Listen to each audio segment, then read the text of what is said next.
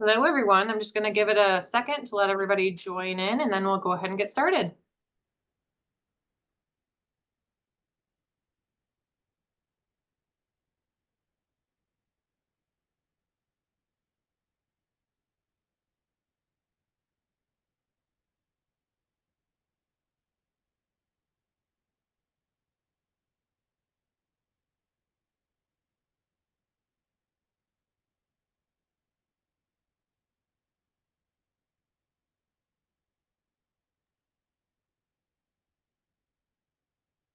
All right, the numbers have stopped going up, so I'm going to go ahead and get us started.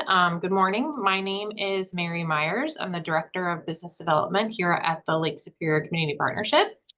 I want to thank you all for attending our webinar today on this very important topic discussing changes around earned sick time and the Workforce Opportunity Wage Act. These changes are going to affect majority of businesses, and it's important for you as a business owner or somebody working for a business to know the changes and what you may need to implement or change at your business before that February deadline. Just a quick note before I introduce our speaker, if you have questions, you can submit those through the question box throughout the webinar, and then we'll get to them at the end. So our presenter today is Laura Caters Riley, who is a partner at Kendricks Bordeaux. A little bit about Laura. She is a graduate of the University of Michigan and the University of Wisconsin Law School, where she served as editor-in-chief of the Wisconsin Law Review. Laura has been active in the UP Labor Management Council and serves on the board of the UP Human Resources Association.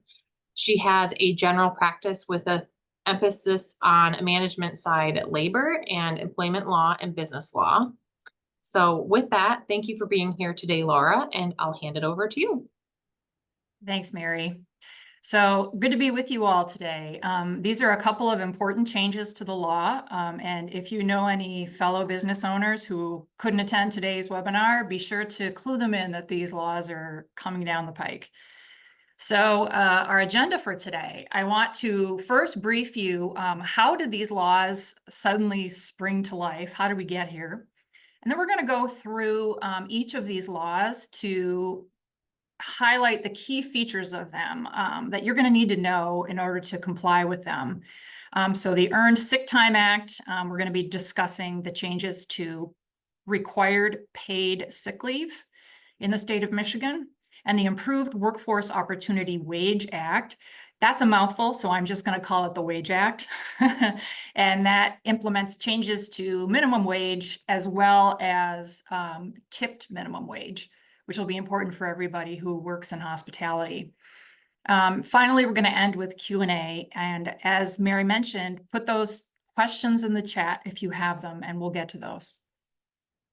So first, how did we get here? I have a little icon of Schoolhouse Rock for you, just to remind you how bills are normally passed. But one thing you may not have known is that our state constitution allows for citizens to make law, and we are one of only 19 states that allows that. California is another one of those. So the way that this happens is that citizens can write legislation, and then if there are enough signatures that are gathered, it can be placed on a statewide ballot to be voted into law. So it's a way of making law that totally bypasses the legislature. So instead of lobbying the legislature for the law you want to pass, you can just write the law and gather signatures and push it forward. So for this reason, the Citizen Ballot Initiative in Michigan is ripe for being hijacked by progressive or conservative interest groups on either end of the spectrum. And one such example is Michigan's recreational marijuana law. That's how that came into effect. So both of these laws were citizen ballot initiatives in 2018. So the Earned Sick Time Act was written by a coalition of progressive interest groups, and those are named there on the screen. And the Wage Act was written by a progressive interest group, One Fair Wage, which is also tied to the other interest group, Restaurant Opportunity Centers United.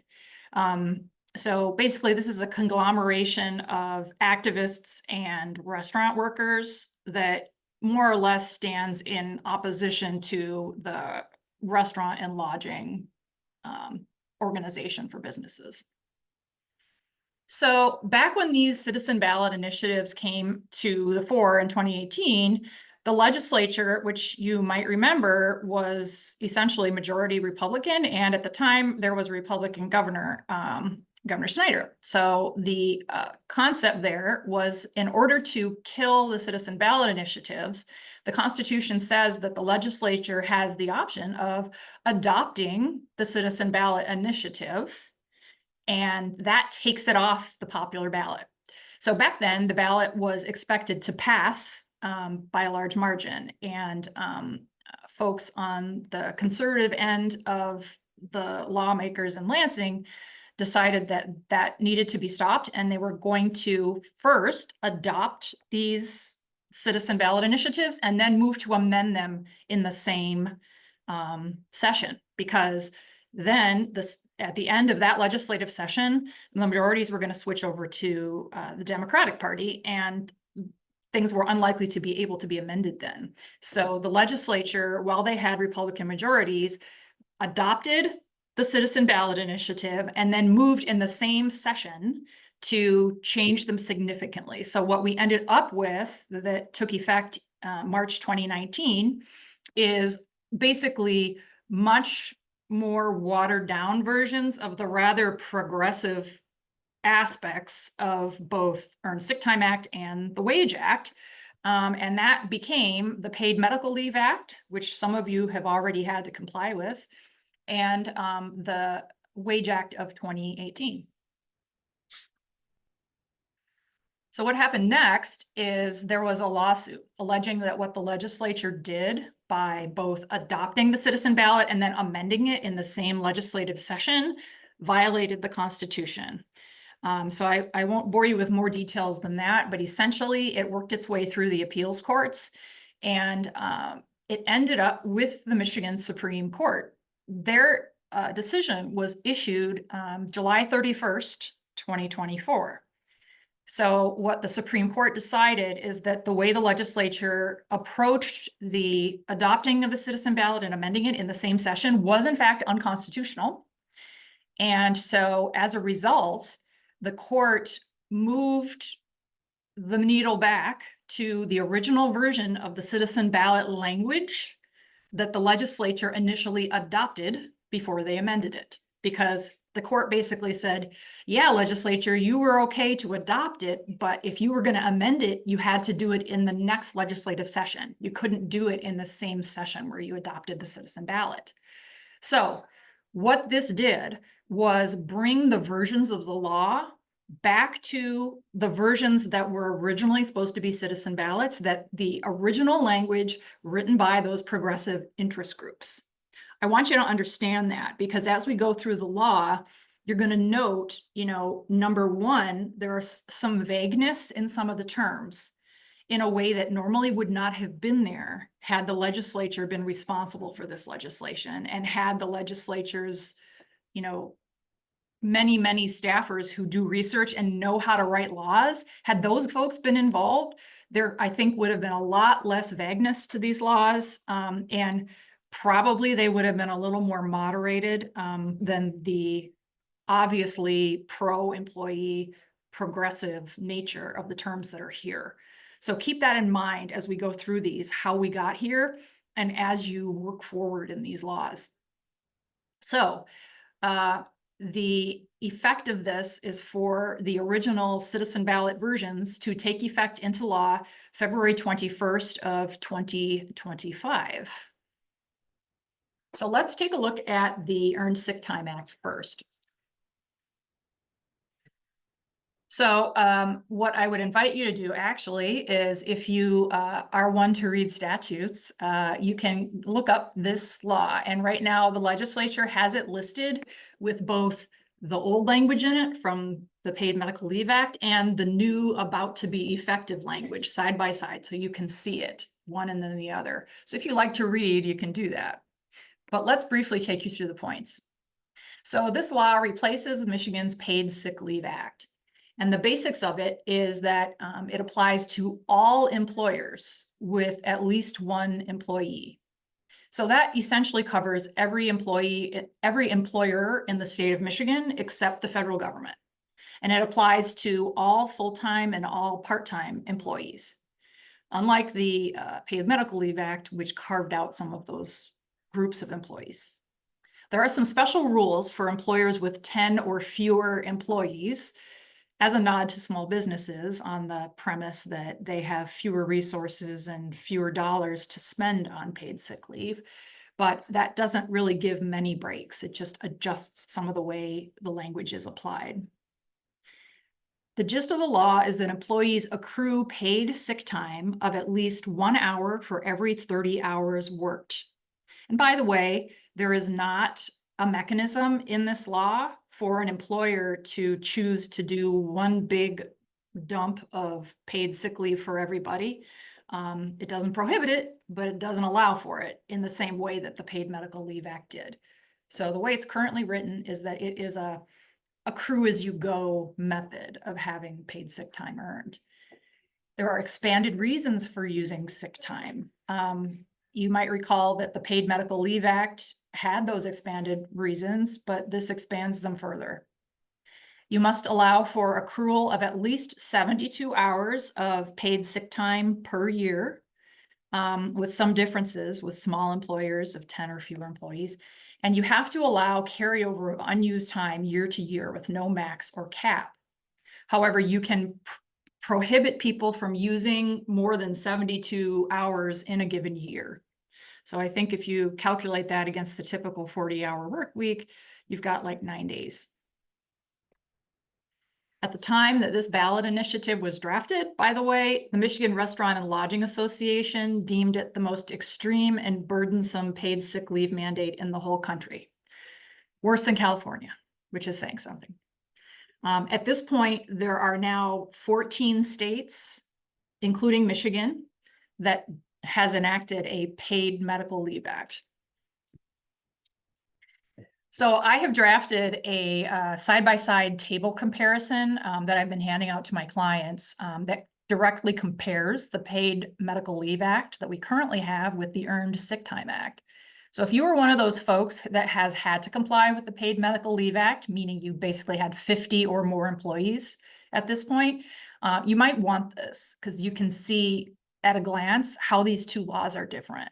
If you want this document, you can email me, and my email address is here on the screen.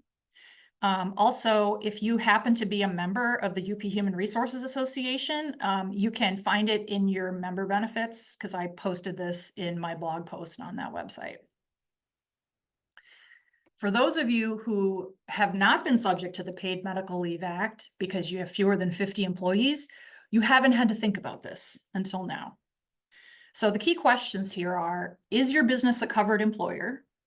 What types of employees are eligible for paid sick leave? How does the sick leave accrue? How much paid sick time may be used every year? What types of absences are covered by the paid sick leave? Are there notice and record keeping requirements for an employee? Are there notice and record keeping requirements that the employer has to have? What happens when the employee's employment ends? And how is the law enforced? So we're going to take these bit by bit. So the first thing, is your business a covered employer? So we already covered that. Basically all Michigan employers except the federal government. There are special rules for small businesses, and you measure your 10 employee threshold for purposes of determining if you're a small business in this way. So whether the law, actually the way that the Department of Labor and Economic Opportunity has already issued guidance, this is how they want you to measure your 10 employee threshold. So it's whether you have employed 10 or more people, more than 20 work weeks in the current or the previous calendar year. And then once you meet that threshold, you're covered for the rest of your current year and the following calendar year. So this is a little complex in the calculation of it. If you want to revisit this calculation, go to the website of the Michigan Department of Labor and Economic Opportunity. They already have posted frequently asked questions on this law on their website. So what types of employees are eligible for paid sick leave? According to the law, absolutely everybody. Part-time, full-time, exempt, non-exempt. And if you have staff that are engaged with a temporary firm, they too are eligible for earning this. How does this accrue? Well, for all employers, doesn't matter if you're one of those small businesses or everybody else, the employee accrues 1 hour for every 30 hours worked. So if you have an employee who works more than 30 hours in a week, which plenty of people do, they start accruing their next hour once they pass the 30-hour mark of their week. So the other thing to know is that if you have an exempt salaried employee and you're thinking to yourself, well, you know, they work until the work is done. Sometimes it's 40 hours a week, sometimes it's less than that, sometimes it's well over that. The law says that if you have an exempt employee, that they are deemed to work 40 hours a week unless the employee's normal work week is over 40 hours, and then you accrue for all normal working hours. What's a normal week? Who knows? This is one of those vagaries that are in the law, because remember, it was written as a policy document, not as a piece of working legislation. So on normal work week, I would guess from my interpretation is you just kind of go back over, 20 weeks of the year, I guess the same way that you do that for determining whether you're a small business, and just kind of see how much or how little the full-time employee works, and then go from there. And if in doubt, stick it with 40 hours. The accrual for employees starts either for the people who are currently employed by you the day the law goes into effect, which is February 21st of 2025, or the employee's first day of employment. So whichever is later. And this is important. The time accrues only on hours worked. So if the employee is taking paid time off, vacation or holiday time or something like that, they don't accrue paid sick time on those hours. It's only for hours worked. Next, anything that is not used by the end of a year, which is a 12-month period that the employer gets to set, has to be carried over year to year, and there's no accrual limit. So you are in compliance if you are looking already at your paid leave policies, which most of you probably already have some paid leave policies in place. Your vacation policy, your sick policy, or maybe you have just a general PTO policy that covers all manner of leave.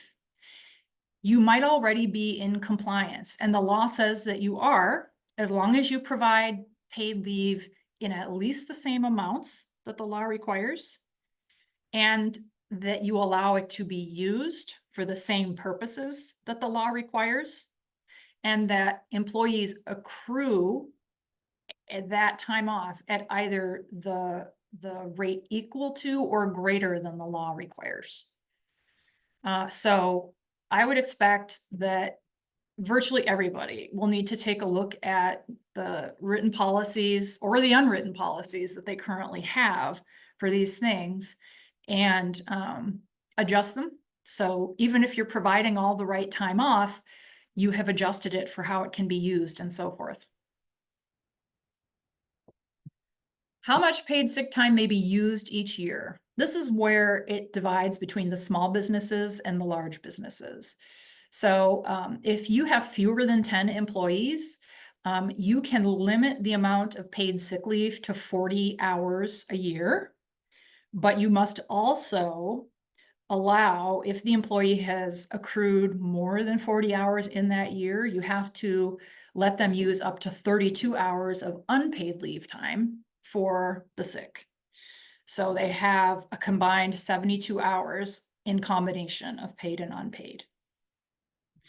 And note that for both, the accrued time may be used immediately, except that an employer can require the employee to wait 90 days to use their accrued paid leave. All right, so what this means in general is that small and large businesses, you can limit up to a 72-hour number, the amount of sick leave that a person can use. And if you're a small business, 40 hours of those have to be paid, and above that, up to 32 hours can be unpaid.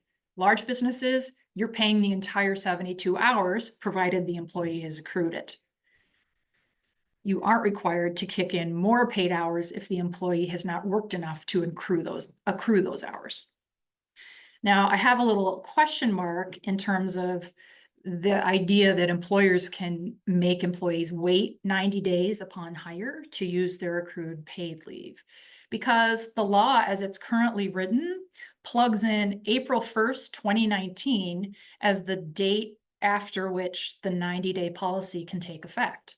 Now, that, of course, was the original language from the 2018 ballot measure that did not get changed or adapted by the Supreme Court case, to my knowledge. I think what this is supposed to mean is that anybody hired after the effective date of the act, you can make them wait 90 days to use their accrued paid leave. Anybody who you hired before the date of the act, in my view, obviously they're past their 90-day period, so they would have the immediate right to use their accrued paid sick time. So as they accrue it, they can take it. Let's hope that the Department of Labor and Economic Opportunity continues to provide more FAQ guidance for us as time goes on for some of these vaguer aspects of the law. So in calculating the amount that you pay for every hour of sick leave taken, the law says that it's normal hourly wage. That's the average hourly wage of the employee in the pay period immediately prior to the pay period in which the employee used paid earned sick time. And so generally that's going to be the per hour amount that the employee gets paid, but depending on the pay period that applies, that amount could also need to include whatever overtime bonuses, et cetera, that get rolled into their prior pay period. Next, what are the increments of leave? Do you have to let them use it hour by hour? Yes, it's hour by hour unless you have a payroll system that allows it to be used in smaller increments. Some people have, 15-minute increments in their payroll system. If that's the case, you have to allow them to use that paid sick time in 15-minute increments. So this is where we have a little bit broader situation in terms of the types of absences covered by paid sick leave. So it's not just sick leave. It's of course, physical or mental illnesses, diagnosis, etc. It can also be preventative medical care, like a physical or vaccine. It also, though, includes absences based on the fact that an employee or their family member could be a victim of domestic violence or sexual assault. So there's all kinds of reasons that a person or their family member who's affected by domestic violence or sexual assault might be doing things that require them to take time off of work. You can see the long list there. That is all fair game for use of paid sick leave. Next, a public health emergency closure. That basically is the COVID clause that we would use for this. If you have a closure of a workplace, they get to use paid sick leave for that, or the employee's exposure to a communicable disease that their doctor says requires them to stay home. Additionally, a meeting of the employee at school or daycare of their child, if it's related to the child's health or disability, or the effects on the child of domestic violence or assault. So importantly, this is not just random school conferences to check up on how they're doing grade-wise. It has to be related to the child's health or disability, and of course, that domestic violence or assault reason. So what types of absences are covered continuing this? Family members are a very broad definition under this law. So you remember all these various reasons why the employee, they can take sick leave for the employee or their family member experiencing these various things.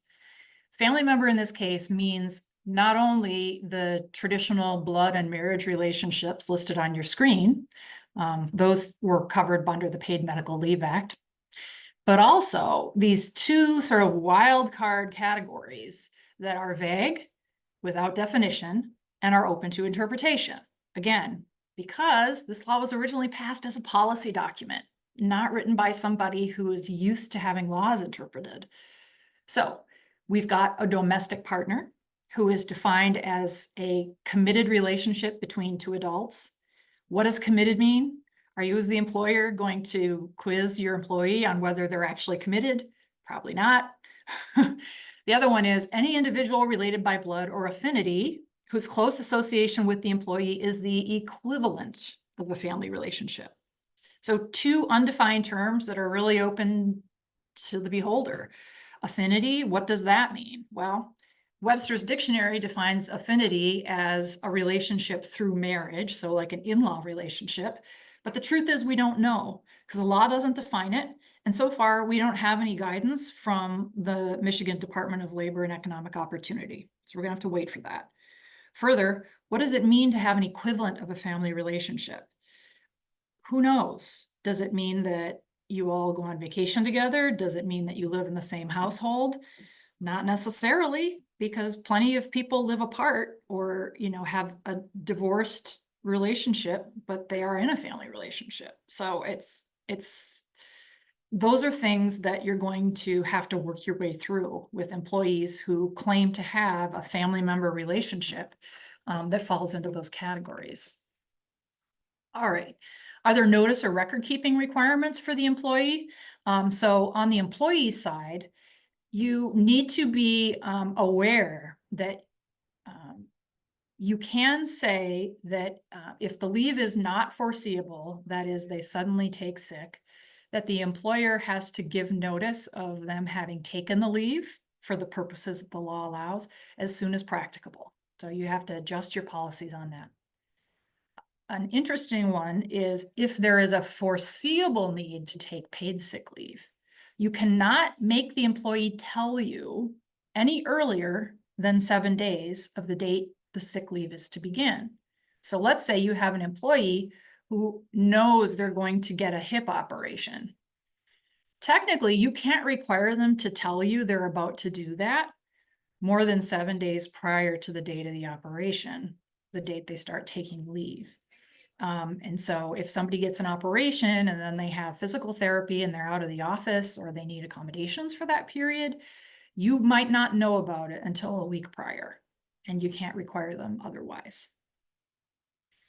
Another one that is important for you to understand is this law says that, if you are going to require an employee to bring you a sick slip or a doctor's note to prove that they were in fact using the paid sick leave for illness, one of those reasons under the law, you can't require that of them unless they are out more than 3 consecutive days.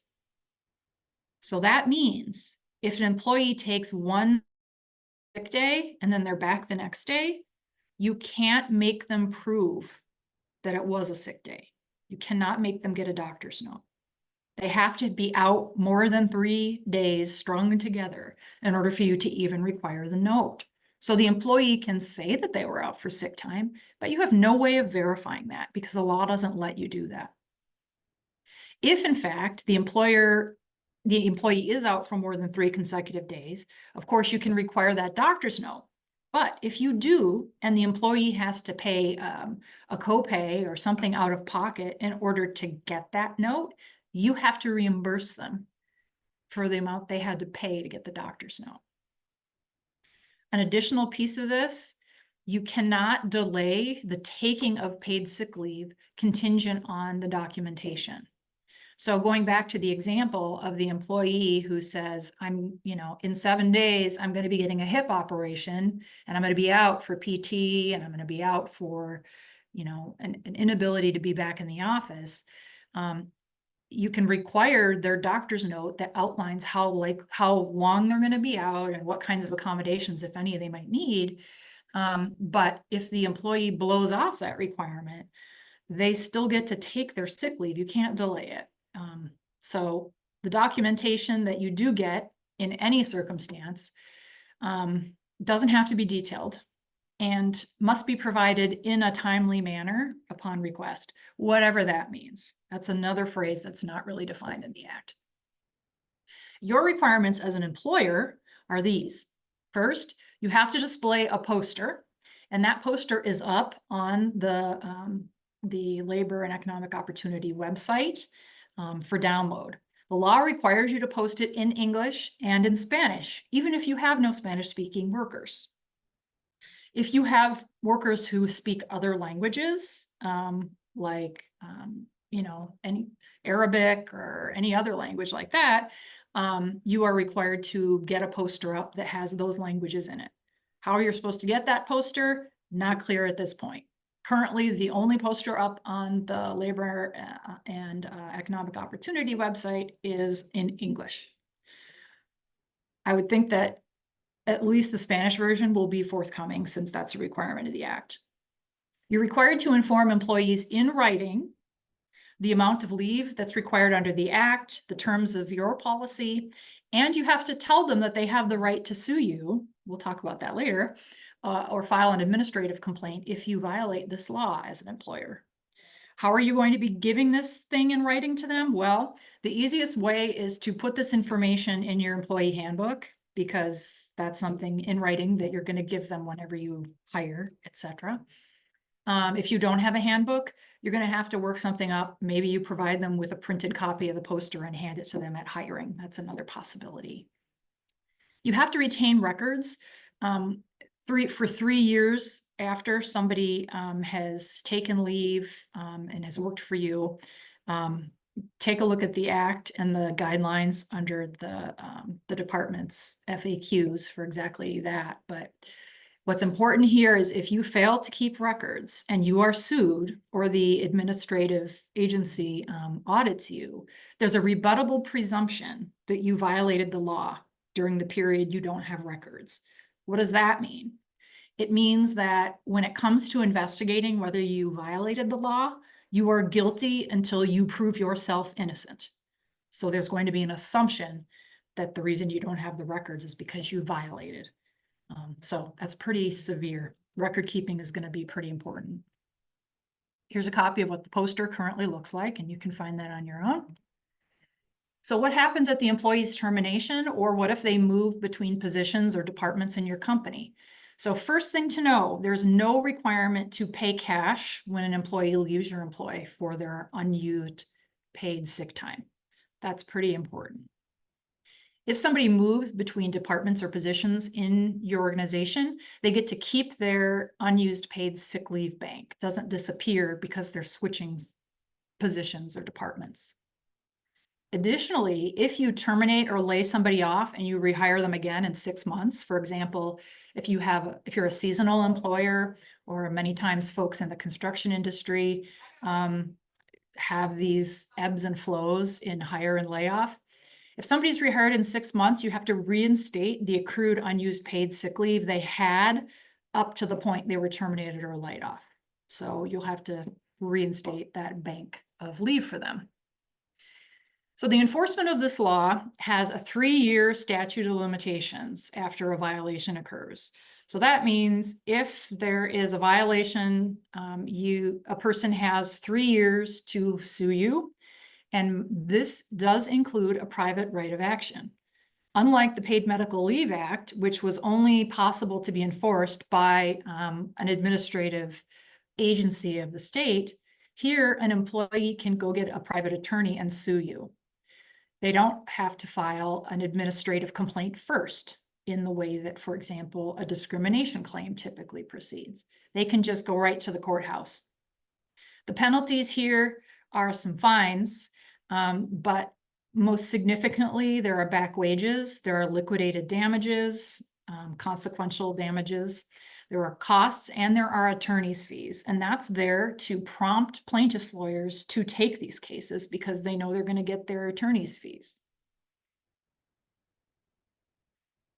So what is deemed a violation of the law? Well, mainly it's retaliation against employees for using their sick time, complaining or informing others of violations, cooperating with the department if they are investigating, and informing others of their rights under the act. So you can see that these are broad-based remedies that somebody could assert against you. An additional piece of the law is that there is a rebuttable presumption of retaliation if you take some kind of adverse action against an employee within 90 days of the employee either filing a complaint with the department or other type of complaint, informing others about their rights under the act, or opposing your policies or practice. So that means that if you take adverse action, like you discipline an employee or you take away some benefit of their employment, and it happens to fall within a 90-day period of them complaining about this law or your administration of it, you are presumed to have retaliated against them. So you very much have to be on the defense with this law. So my compliance tips are these. First, you want to review your current leave policies. As previously mentioned, you might already quasi be in compliance with the amount of paid sick leave or paid vacation leave. All of it counts that you already provide to your employees, even personal leave. As long as it's paid leave, it counts for purposes of this law. But you have to make sure that it complies with the parameters of the law in terms of the reasons for taking it and how it's accrued, and also anything you have in your current policies that demand the doctor's notes right away, for example. You can't do that anymore and comply with the law. So you're going to need to revise your leave policies. So at the very least, you're probably going to have to update your handbook and post your poster by February 21st of 2025.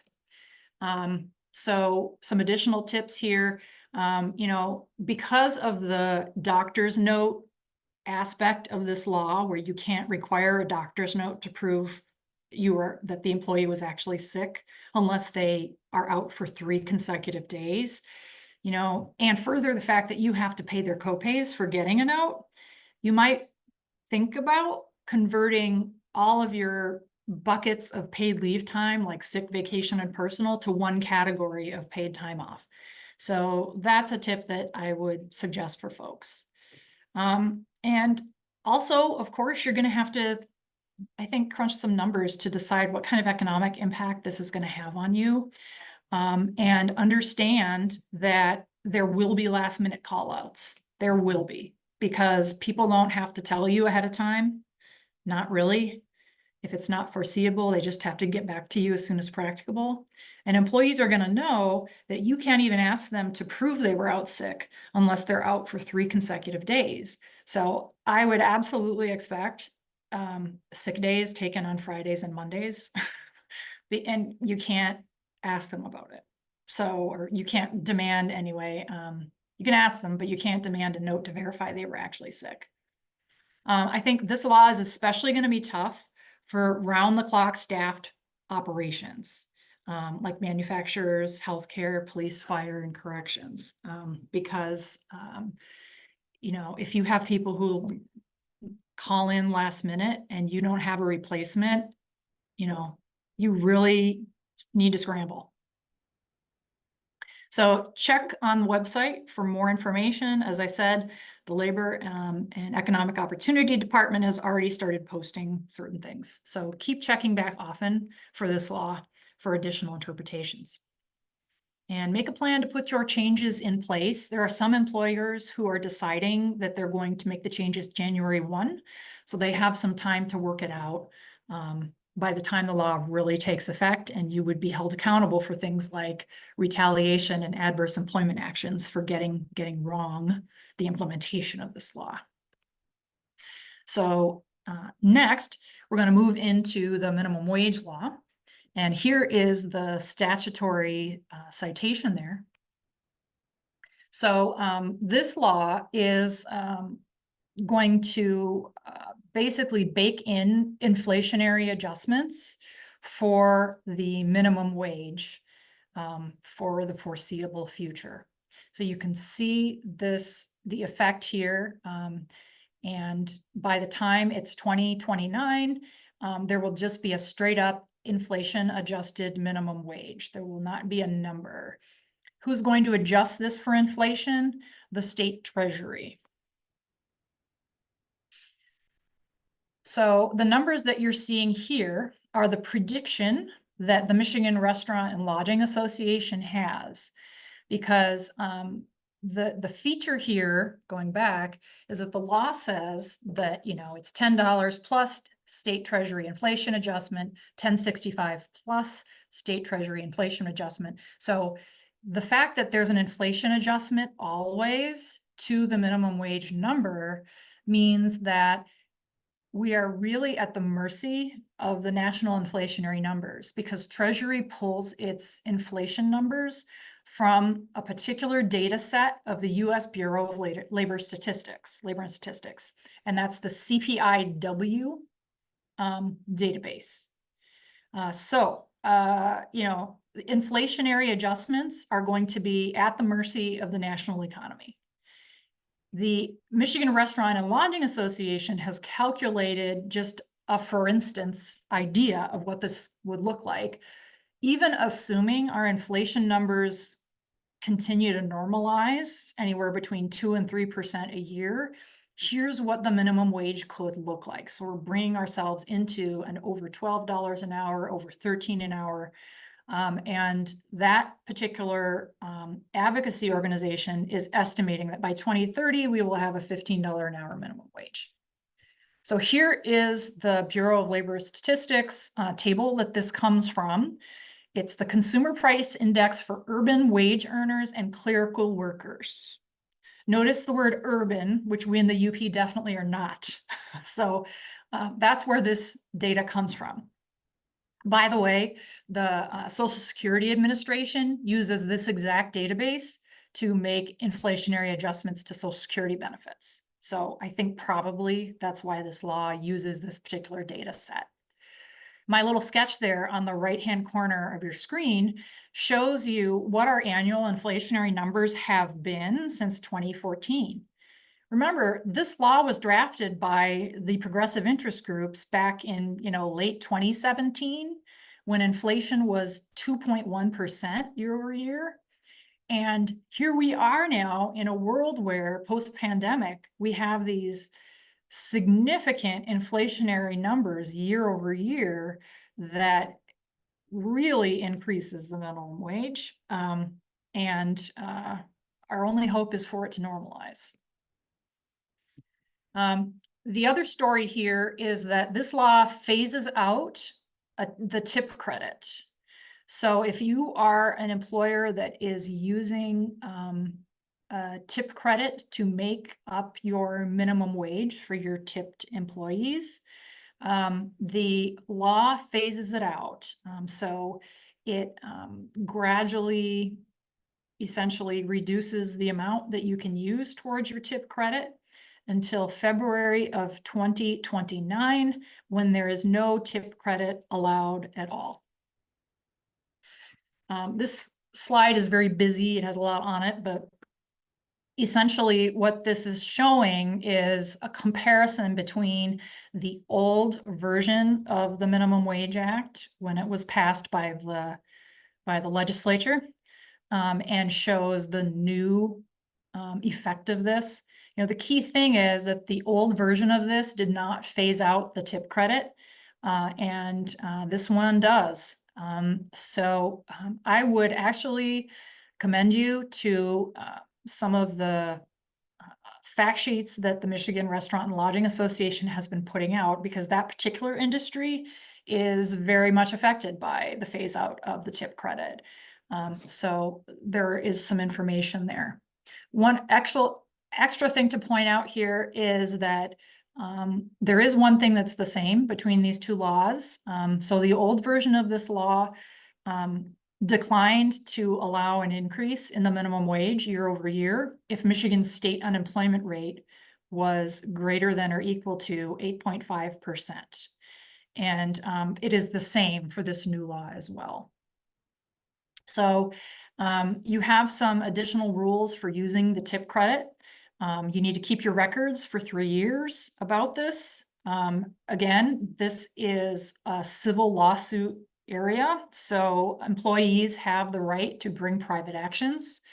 The Department of Licensing and Regulatory in Michigan is compelled to sue you unless if they find non-compliance from you, unless you voluntarily comply. So if the department is investigating you and they find you've been not in compliance and you don't comply, they have to take you to court.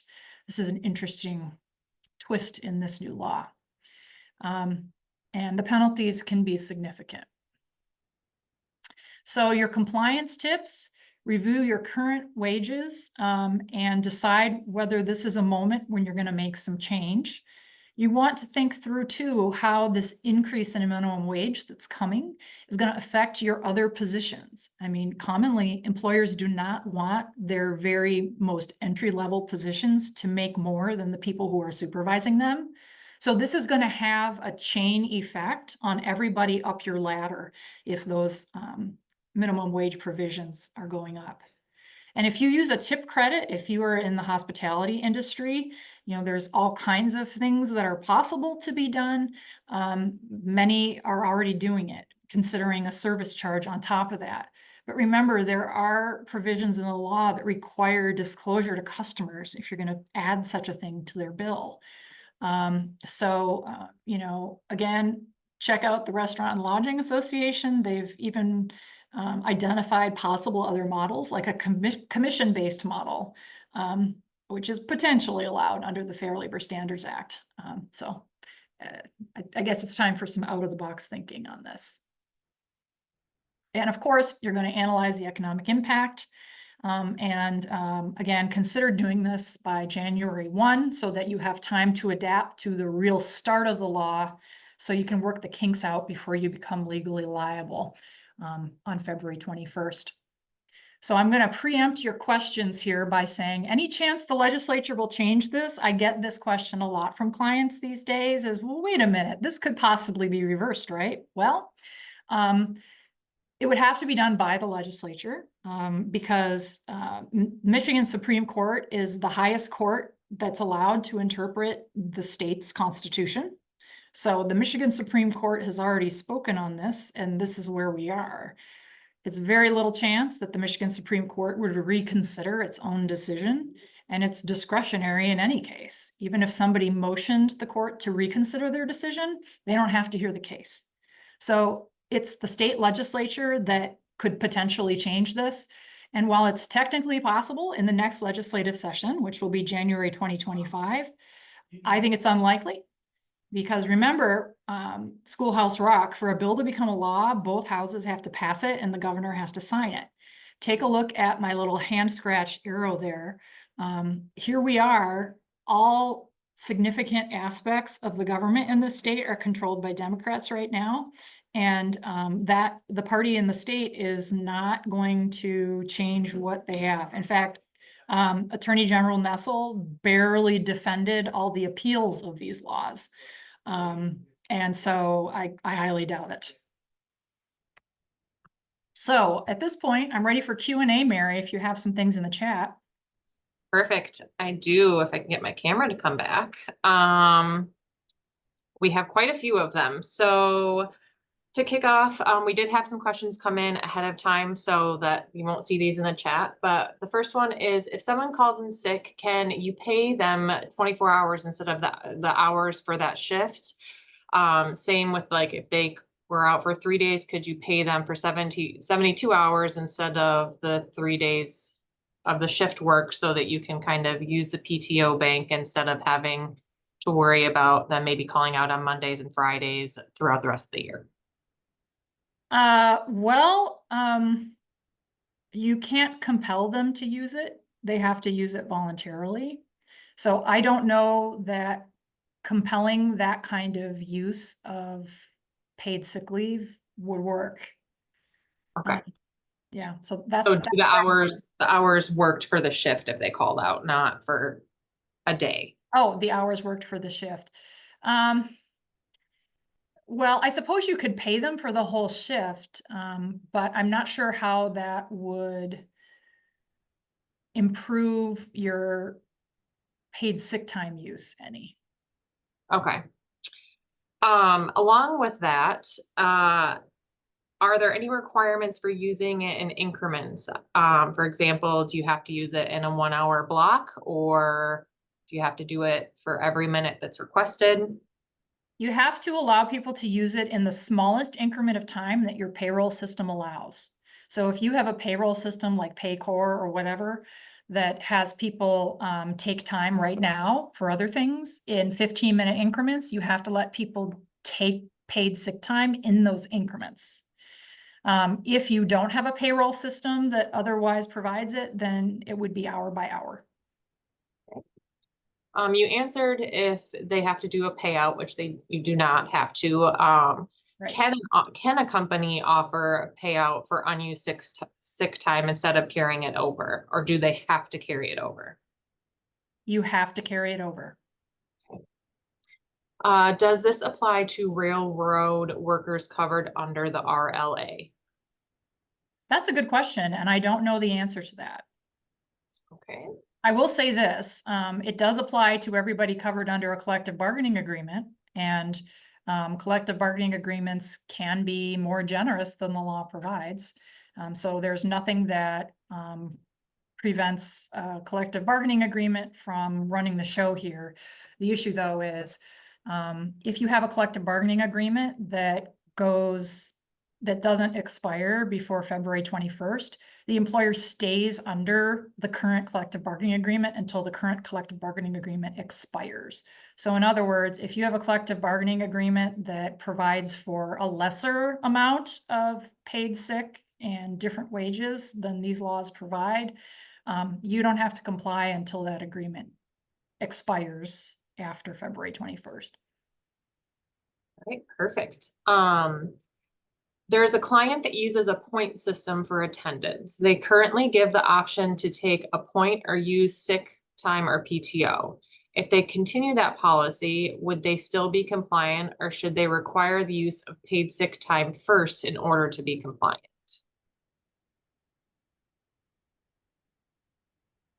Well, first, if this person is a small business that is 10 employees or fewer than 10 employees rather, the law specifically provides that you cannot require an employee to use another mechanism other than paid time off. In other words, the employee must be allowed to use paid time off before they use any other time off.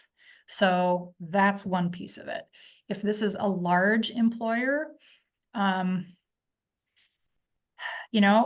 would say that as long as the choice is voluntary by the employee and you are otherwise complying with all the other aspects of the law, you probably could do that with a point system versus a paid time off.